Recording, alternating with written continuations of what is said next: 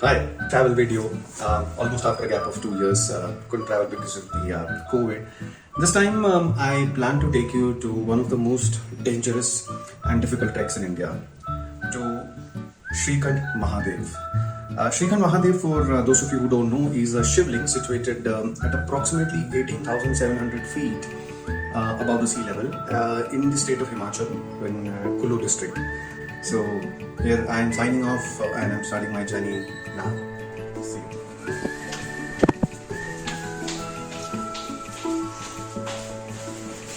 Yeah! Pretty heavy. That's pretty heavy.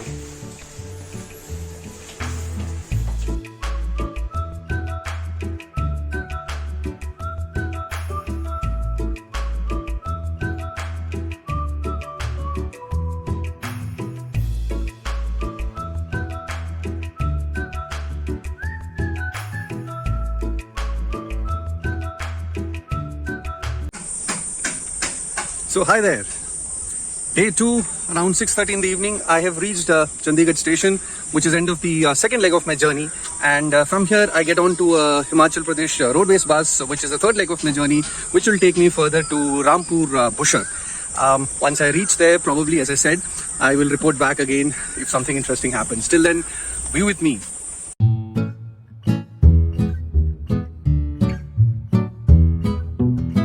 That's the bus behind me that's going to take me to Rampur. It's finally arrived. A little cramped inside. It's a full nighter journey and excited.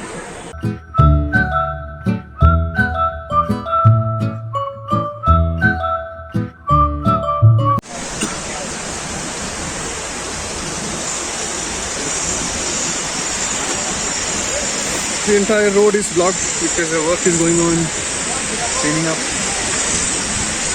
Some landslides.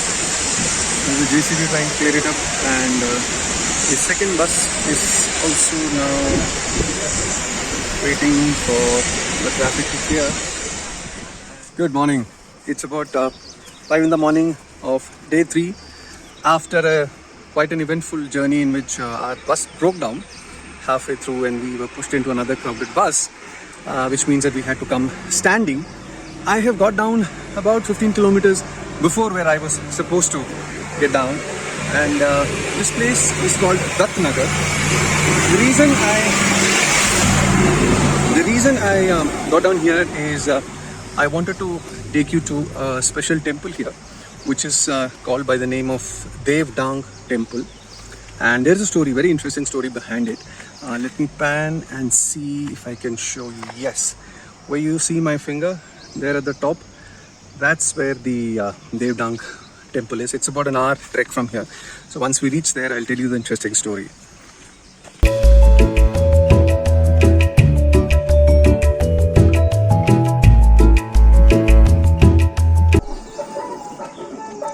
This is temple en route to Srikhand Mahadev. The temple is called Sri Nandeswar Mahadev temple. Apparently the belief is that when Lord Shiva was going to Devdang temple, he left his Nandi bull here and he proceeded up there to the cave of Devdang Mandir.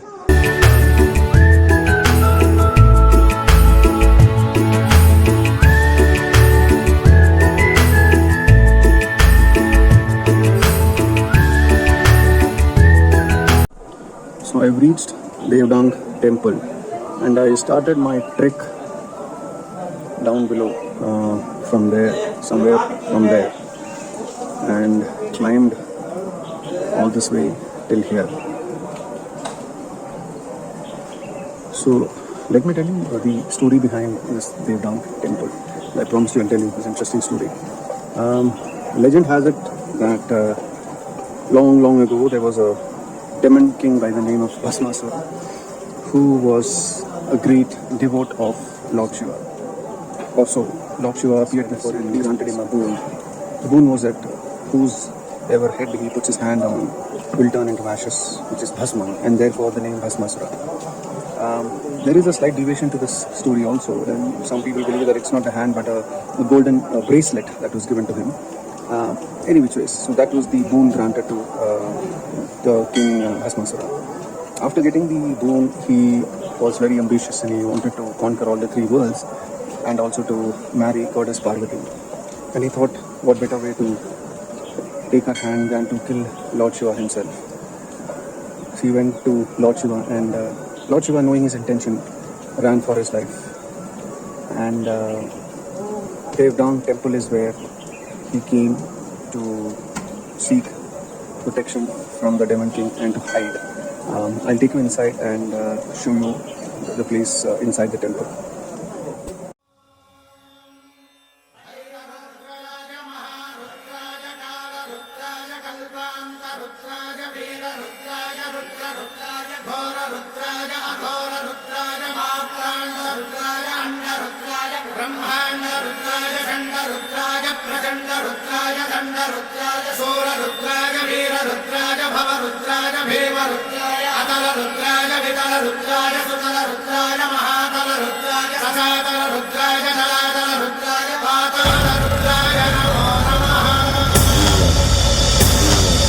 Om Shivoham, Om Shivoham, Rudranamam bhajeham.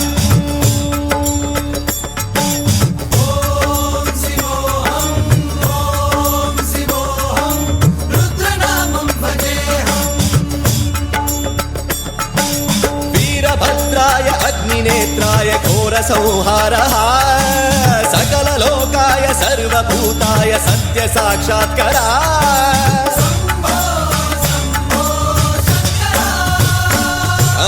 Om Shivoham, Om Shivoham, Rudranamam bhajeham, bhajeham. Har Har Har Har Har Har Har Har Mahadev.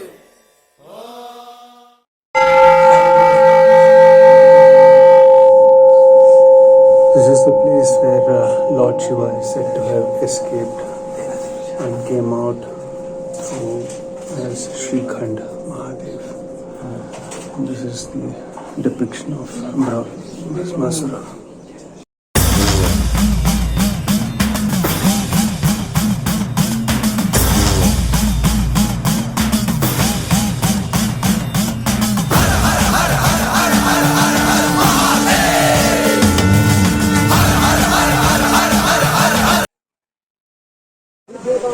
I'm at the bus stand of Nirmand. From the Devdang Mandir, I couldn't get any transportation. I took a lift to Nirmand, and from Nirmand, I have to go to. So this is the city of Nirmand, and from Nirmand, I have to go to Bagipul, and from Bagipul to Jao, and Jao is where the Yatra trek actually starts. So I'm waiting for. Here, I have reached Jao village. And behind me, we can probably see where the beginning of the yatra is. I will not be traveling today. I will not be trekking today. I will not be starting my yatra today. I'm going to rest it out because today morning was a little hectic for me. So I'm planning to rest it out and start the yatra from tomorrow.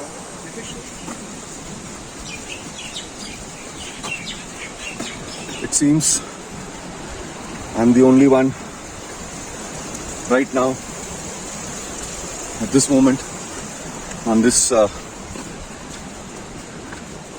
trek, on this stretch of trek rather. And I hope the offices would be open by the time I reach the base camp.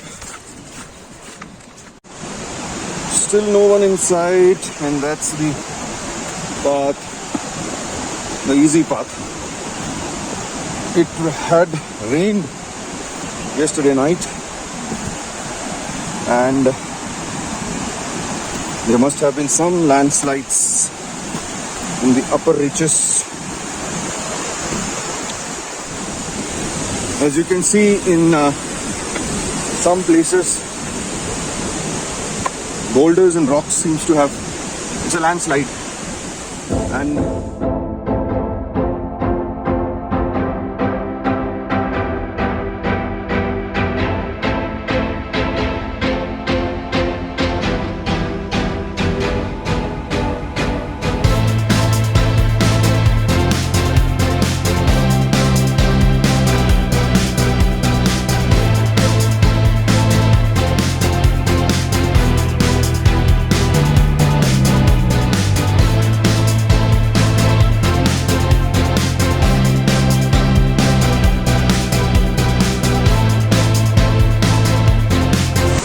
I've managed to reach Singhad. This is the base camp where the registration happens, Panjikaran. And as you can see, a lot of people are lining up for registration, health checkup and health camp. And I hope I get mine too.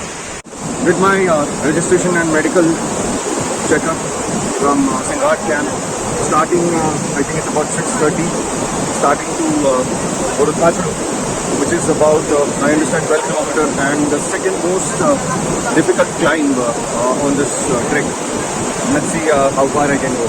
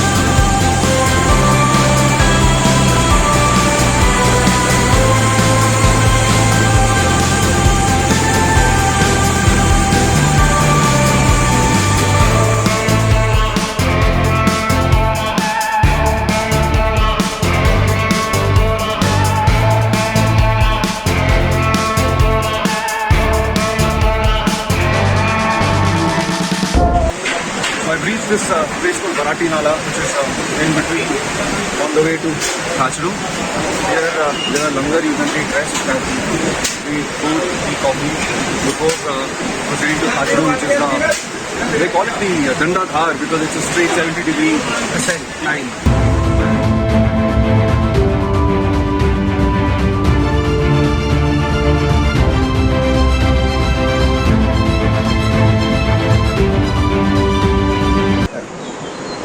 I am attempting to do this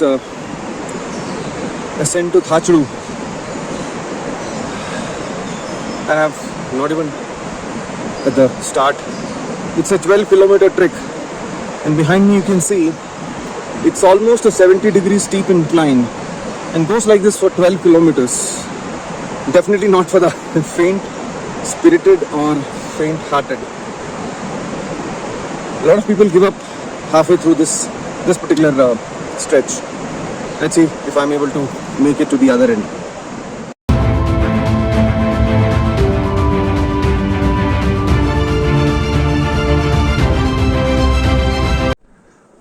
All around me is complete stillness of the jungle.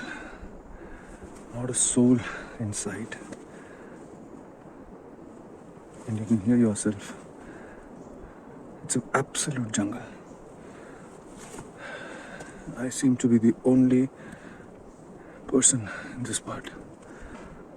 It can get very lonely.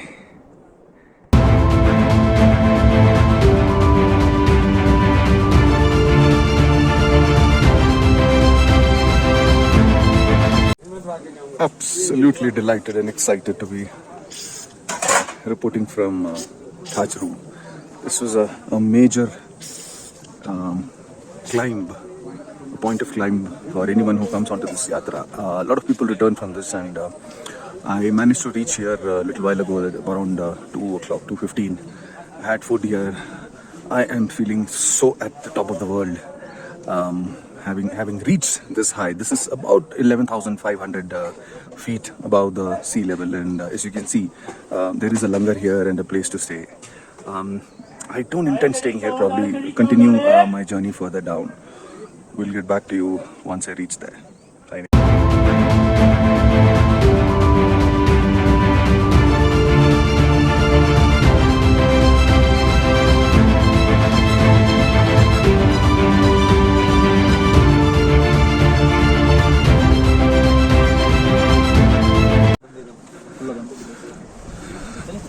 So we've reached Kali Top, and as the name denotes, it's because of the Kali Mandir. We are at approximately 12,800 feet above sea level. Another stop here before proceeding further down to Bhimtalai. And in front of Kali Mandir is obviously it's called the Kali Ghati, and it's on both sides. There are some tents here. If you want to stay, you could. The weather is turning very rapidly, so the picture, the video may not be very clear. But this is the Kali Ghati, and this is a Kali top and Kali Mata ka Mandir. Probably have tea and then proceed to the next pit stop for us.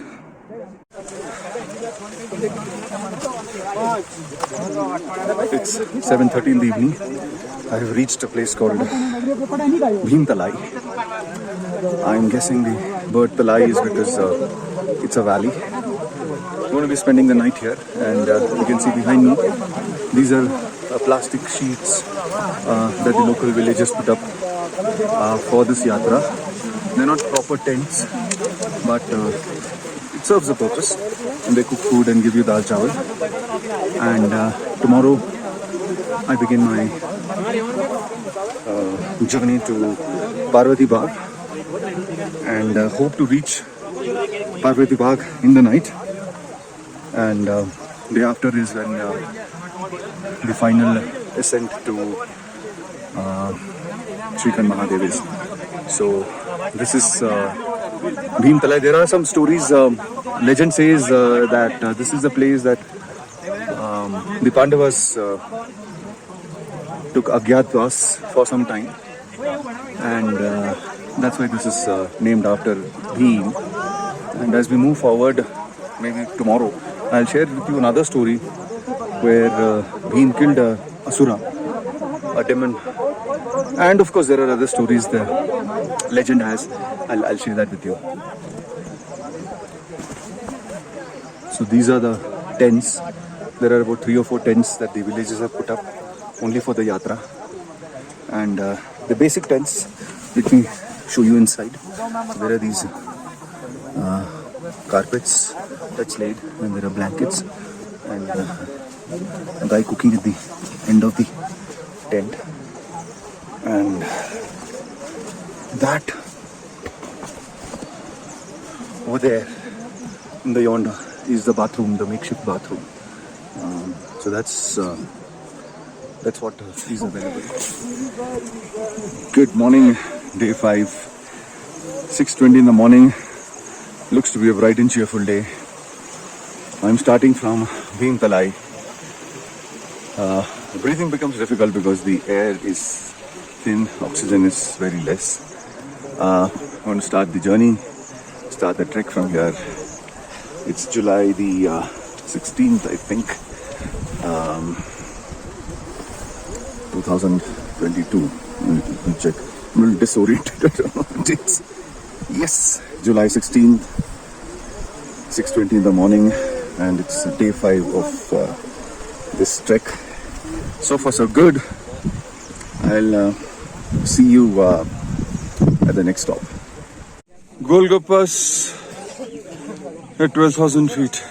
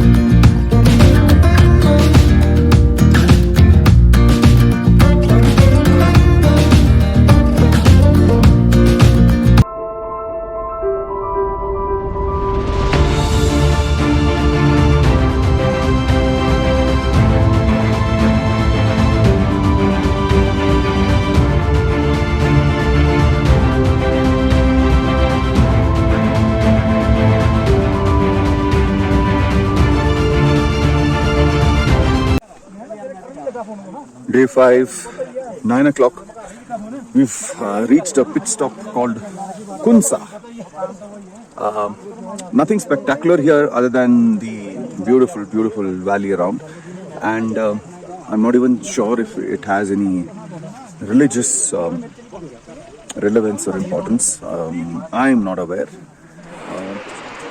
This place is called Bhimdwar. I will get back to you regarding the religious significance, but this is the penultimate stop before going up to Parvati Bagh. We reached here at about 1 o'clock, day 5. Day 5, around 4 p.m. That's the fog bits you see all around. So I have reached Parvati Bagh, which is the final halt before the Srikhand Mahadev trek tomorrow. Day 7. It's about 5 in the morning. I'm at Parvati Bagh, the final pit stop before proceeding to Srikhand Mahadev.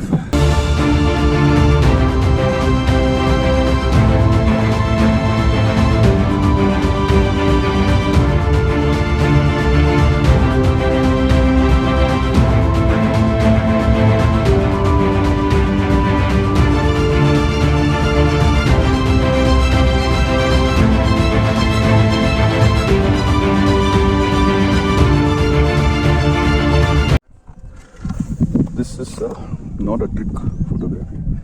This is to show you the incline going up almost 65-70 degrees incline.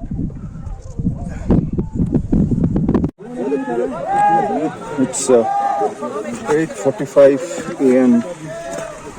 and I've managed to reach another beautiful picturesque spot. It's called Nayan Sarovar.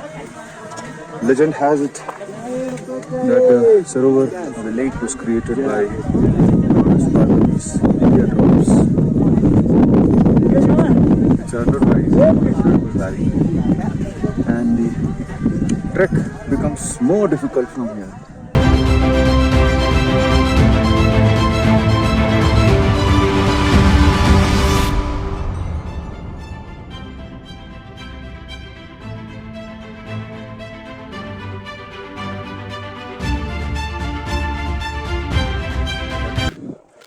Here is a place that you get a clear sight of Srikhand Mahadev.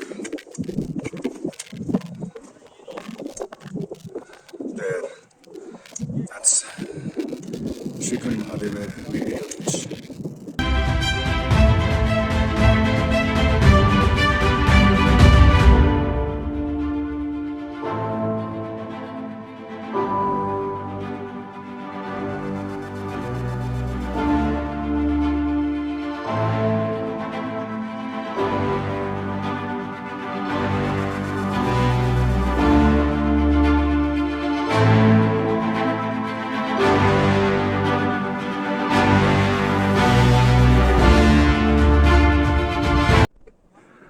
I'm at about, I guess about 17,000 feet. I'm breathless. I don't have oxygen in my body.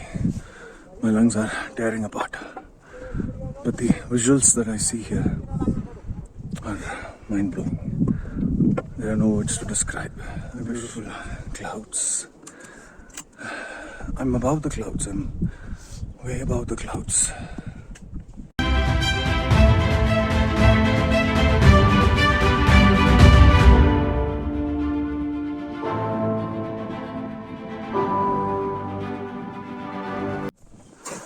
I'm sorry, my narration is a little out of breath, but this is the nearest, closest view of Bole, Lord Srikhand Mahadev. Literally at an arm's distance, surrounded by fog, mist, and a massive glacier that I've just crossed.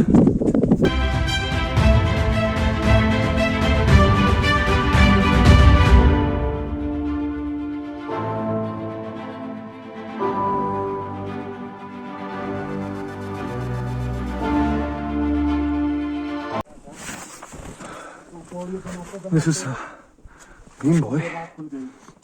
This is where Bhima put these steps going right up to heaven. There's some inscription which has not been deciphered so far. No one knows what language it is. He was trying to put steps leading to the heaven right after the Mahabharata Yuddha for all the Pandavas to go to heaven. So every step, every stone, he has inscribed something that which we don't know what it is, what language it is. And this is called Bhim Boy. Last few, maybe 100 meters to Shrikant Mahadev.